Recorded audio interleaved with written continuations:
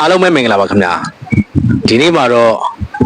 ကြပြဆရာမိုးမြင့်ရန်ရဲ့ကြပြလေးအားရွတ်ဖတ်ပြမှာဖြစ်ပါတယ်စစ်တော်များအားလုံးလာတော့ဆင်ပေးကြပါခင်ဗျာကျေးဇူးတင်ပါတယ်နေကောင်းနေမြတ်လေးဖြစ်ပါစေအားလုံးပဲမင်္ဂလာပါ Poetry Recitation Channel မှာပြန်လည်ကြိုဆိုလိုက်ပါတယ်လက်ကျန်ဆန္ဒဆိုရွှဲလေးလံနေတဲ့အတောင်ပံတွေကိုတစ်ဖြက်ဖြက်ခါရင်းအလုံးကြုံတဲ့ဝတ်ချင်းလေးတစ်ခုမှာကျွန်တော်အသက်ဓာတ်ဟာအလွမ်းတွေနဲ့တုန်ခိုက်နေရတယ်မိမိ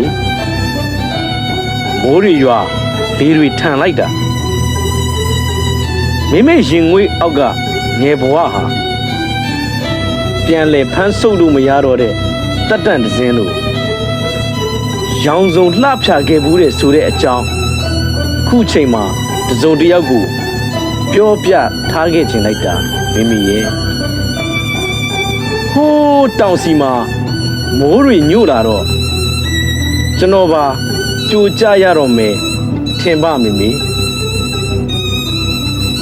စိတ်မလုံးကြုံမှုတွေဟာ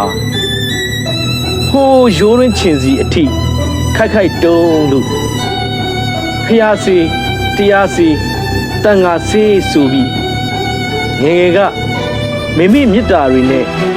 ခွန့်တိုက်ခဲ့တဲ့အဖျားပြတ်တဲ့ငန်းစည်းလေးတစ်ခွက်ကျွန်တော်မသေးဆုံးငယ်အချိန်ခဏတောက်ခွင့်ရချင်လိုက်တာမိမိရဲ့ချစ်ချင်းမြတ်တာများဖြင့်မိုးမြင့်ရန်15ရက်6လ2023